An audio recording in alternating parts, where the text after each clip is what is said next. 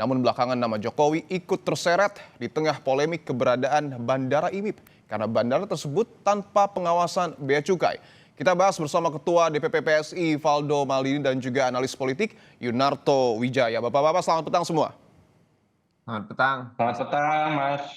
Baik, saya ingin ke Bung Valdo. Valdo terlebih dahulu. Bung Valdo, kalau nama Pak Jokowi tidak disebut memang oleh Menhan Syafri Samsudin pada saat di Morowali. Lalu kalau sekarang nama Pak Jokowi ditarik-tarik, apakah karena pembangunan kawasan Morowali itu dibangun di saat era Presiden Jokowi? Iya, memang yang menarik adalah terkait isu IMIP ini adalah bahwa itu merupakan kawasan terbesar di Asia Tenggara, Mas, yang menyerap banyak dan bisa sampai ratusan ribu tenaga kerja lokal, dan sekarang kan menjadi pusat hilirisasi nikel nasional.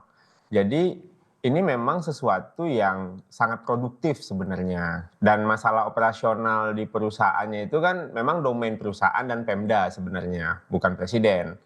Nah, waktu itu memang ketika itu dibangun, semuanya ada aturannya, Mas. Ada undang-undangnya juga. Undang-undang nomor 9 kalau nggak salah tahun 2009 kalau saya nggak salah waktu itu. Jadi memang bicara soal banyaknya tuduhan yang ditujukan ke Pak Jokowi, ya itu memang model-model nyari kambing-kambing hitam, menyalah-nyalahkan keadaan ini kan memang paling empuk itu menyalahkan Pak Jokowi. Tapi saya melihat apa yang disampaikan Pak Jokowi juga bukan playing victim, Mas Dipo. Karena ini juga menunjukkan bahwa beliau punya kepemimpinan juga, terlebih dalam periode sebelumnya beliau membangun. Misalnya itu kan bukan curhat sebenarnya. Bukan pembelaan diri juga gitu. Itu pernyataan seorang pemimpin yang punya tanggung jawab, yang jelek-jelek ke saya. Kan sering kita lihat di kantor, orang bilang, ya kalau salah ya salah saya, karena saya pimpinannya gitu loh. Kalau bagus kerja bareng-bareng gitu. Jadi kami melihat setiap kritik, tuduhan, fitnah ya diterima, tapi ya tidak lari. Pak Jokowi selalu menjawab kan ketika ada pertanyaan dari wartawan. Tidak hanya kasus ini, kasus sebelumnya pun Pak Jokowi menjawab. Karena beliau merasa relevan untuk menjawab ini karena itu memang hasil kerjanya. Jadi kelasnya Pak Jokowi itu kami kira oke, karena kritik aja Pak Jokowi, tapi jangan difitnah. Yang menjadi persoalan kan yang difitnah ini, Mas. Siap, saya ingin tanyakan Bung Valdo bahwa tadi Anda menyebut Bandara IMIP ini memang domennya swasta dan Pemda, tapi kan dibangun ini katakanlah di era Pak Jokowi.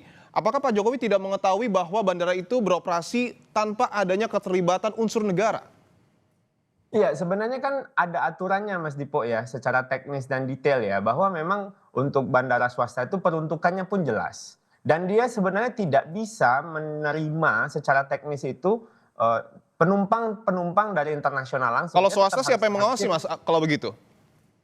Di hubnya memang skema pengawasannya kan dia juga tetap connect ke Kemenhub sebenarnya, Mas Dipo. Bahwa dia juga terdaftar di Kemenhub, bandara tersebut juga listed di Kemenhub, sehingga aturannya pun beda bisa jadi dengan aturan kebandaraan yang pada umumnya kita pahami dan kita yakini, gitu loh Mas Dipo.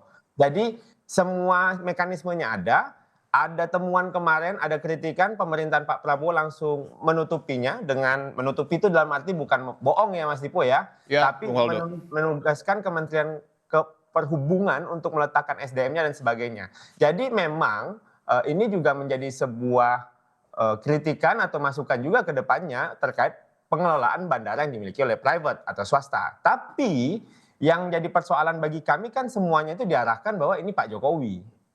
Itu yang jadi persoalan bagi kita, karena ini memang yang diresmikan oleh Pak Jokowi adalah bandara yang resmi yang dimiliki oleh Kabupaten Morowali gitu. Disitulah seharusnya gimana kalau ada tenaga kerja dari luar ya dari situ gitu, baru masuk ke kawasan. Saya ingin ke Mas Soto bahwa tadi Bung Valdo mengatakan seakan Pak Jokowi ini selalu dikambing hitamkan dan di medsos nama Pak Jokowi memang langsung disorot. Apakah Anda melihat ini ada yang menyetir, Mas Soto?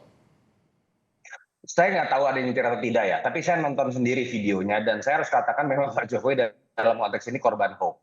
Karena videonya mengatakan bahwa Pak Jokowi meresmikan Bandara IMIP, padahal kan tinggal di browsing 23 Desember 2018 memang Pak Jokowi meresmikan Bandara Maleo yang sama-sama ada di Morowali.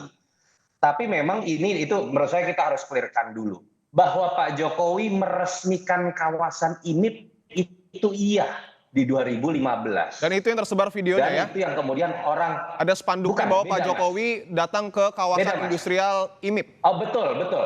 Jadi dicampur adukan 3 info. Yang pertama Pak Jokowi meresmikan kawasan IMIP itu 2015 betul. Pak Jokowi juga memang meresmikan yang namanya Bandara Maleo itu 2018 betul. Tapi caption yang dibuat itu seakan-akan Pak Jokowi meresmikan bandara di IMIP. Itu clear.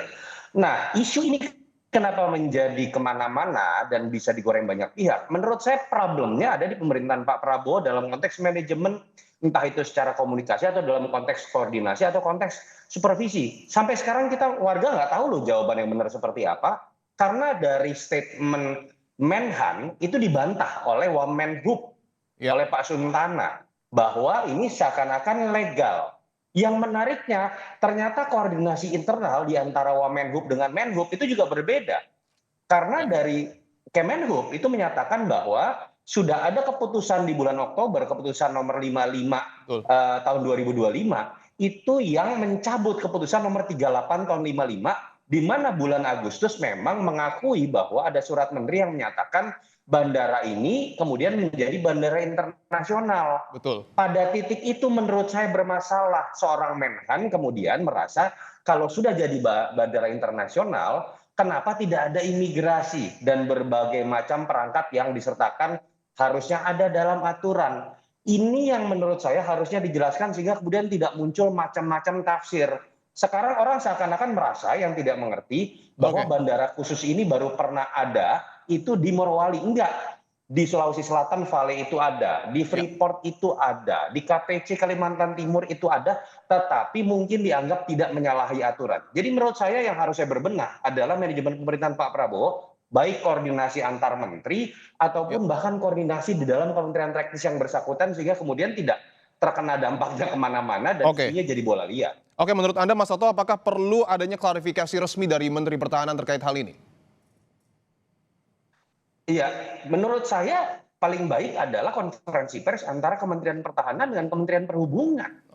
Karena kan perbedaan pendapat ada di dua kementerian tersebut. Kementerian teknisnya ada di Kementerian Perhubungan, yang kemudian kemarin membuka fakta ini adalah Kementerian Pertahanan. Jangan sampai kelihatan wibawa pemerintahan, bukan pemerintahan, bahkan Presiden Prabowo itu menjadi jelek karena ada seakan-akan perbedaan sikap antar dua kementerian, bahkan antara menteri dengan wakil menteri. Itu catatan khusus. Jadi sorry, dalam konteks ini saya kasihan dengan Pak Jokowi, nggak ada kaitannya dan ke bawah-bawah. Ini benar-benar hoax kalau menurut saya. Oke, saya ingin ke Bung Faldo. Artinya ketika Mas Toto mengatakan bahwa sebenarnya persoalannya ada di manajemen pemerintahan Pak Prabowo. Anda sepakat dengan hal ini? Iya, sebenarnya kan ini juga merupakan temuan sidak ya kalau saya lihat. Dan memang ada beberapa faktor-faktor di lapangan yang ketika itu kalau dilihat lebih jauh ada latihan atau masuk ke kawasan gitu, dan Pak Syafri sebagai Menteri Pertahanan memberikan statement doorstop atau pernyataan pers mungkin pasca latihan tersebut. Nah, memang terkait bandara ini bukan bandara yang pertama yang ada, setuju sama Mas Toto, ada di Vale, ada di Papua dan sebagainya. Tadi undang-undangnya juga di Undang-Undang Nomor 1 tahun 2029 pasal 247 Mas Dipo. Nah, jadinya udah ada aturan mainnya. Dan terkait koordinasi komunikasi yang dimiliki oleh pemerintahan hari ini, ya ini memang problem klasik yang selalu dimiliki oleh sebuah entitas, Mas. Bukan hanya di negara, tapi juga hal ini juga sesuatu yang juga membuat kita melihat, oh ternyata udah ada penjelasan dari Pak Wamenhub, Pak Suntana. Gitu. Baik, nah, bahwa tadi, mohon maaf Bung Faldo, bahwa tadi disebutkan Pak Jokowi mungkin saja menjadi korban hoax. Menurut Anda siapa yang bermain dalam polemik ini? Iya, memang kalau tuduhan hoax Pak Jokowi ini memang pada akhirnya sih munculnya kalau saya lihat dari sosial media semua, Mas. Nah, kawan-kawan ini persoalan komunikasi yang tadi Mas Toto sampaikan itu persoalan lain pada akhirnya. Nah, saya nggak tahu sih ini siapa ini.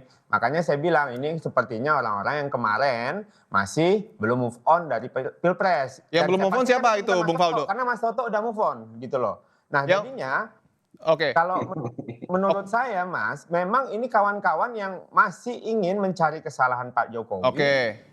Menguyu-kuyu Pak Jokowi gitu kan. Sementara Pak Jokowi juga ya tetap menjawab dan seperti biasa, seperti di kasus-kasus lainnya kami selalu bilang nggak apa-apa tuduh aja, tapi tolong tunjukkan bukti. Kalau tidak ada bukti, jadi fitnah gitu. Betul Mas Toto bahwa pihak yang kalah Pilpres ini seakan terus memojokkan Pak Jokowi termasuk dalam polemik IMIP ini?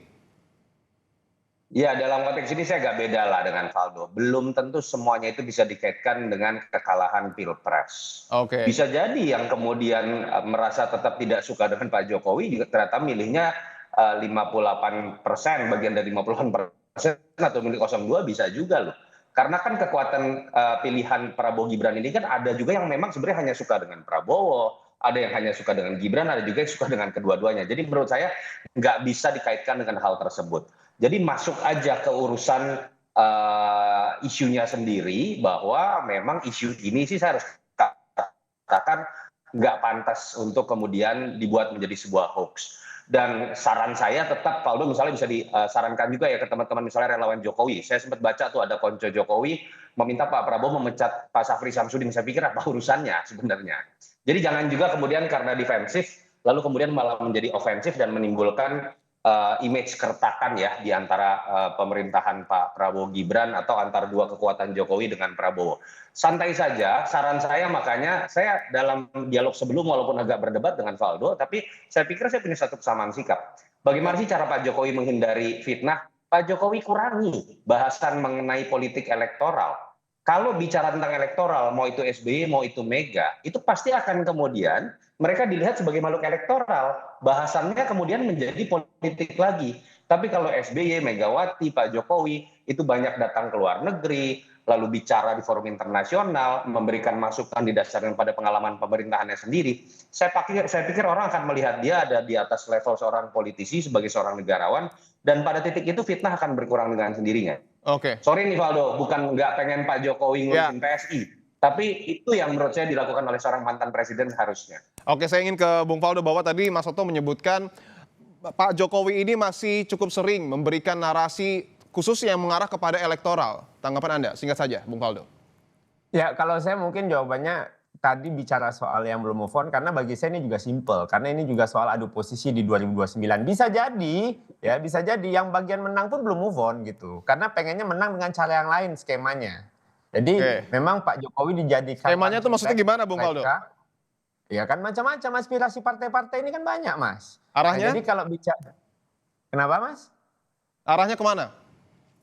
Ya arahnya kan ini soal pertempuran ke depan, ya. Pemilu sudah dekat kalau bagi beberapa kawan-kawan gitu. Nah jadi kalau bagi kami terkait apa yang Mas Toto sampaikan, memang Pak Jokowi sebagai respon ya dari kritikan yang terjadi yang dijelek-jelekan ke arah saya itu sebenarnya bukan keluhan juga sih Mas, tapi itu kayak perisai gitu loh bagi dia, bagi beliau, karena bagi beliau yang penting saya tanggung jawab atas apa yang saya pernah sampaikan, apa yang pernah saya kerjakan. Ini maksudnya, bentar Bung Faldo, mohon izin saya coba dalami lagi. Artinya yang mengarahkan ini arahnya ke yang menuding ijazah atau lain pihak? Oh Mas, ini kan tudingan Pak Jokowi ini saya ngeliat kayak series Netflix Mas. Pertama soal WUS, habis itu lanjut ke IKN. Nah sekarang mungkin ke bandara, next feeling saya tebakan saya bendungan atau jalan tol nih. Tapi aktornya apa-apa. Sama? Apa Mas? Aktornya sama? Sutradaranya bakal muncul nanti itu Mas, tunggu aja. Biasanya kan di akhir film tuh ada tuh sutradara, produser dan semuanya gitu kalau udah closing ini bareng. Baik, kita tunggu ya polemik IMIP ini tentu supaya selesai dan tentu penerbangan kita ini tidak, mohon maaf, dalam tanda kutip disusupi pihak-pihak yang tidak berkepentingan. Terima kasih Ketua DPP PSI Bung Faldo Maldini dan juga analis politik Mas Yunarto Wijaya telah bergabung di Kompas Petang. Terima kasih Mas Dipo. Saudara Polda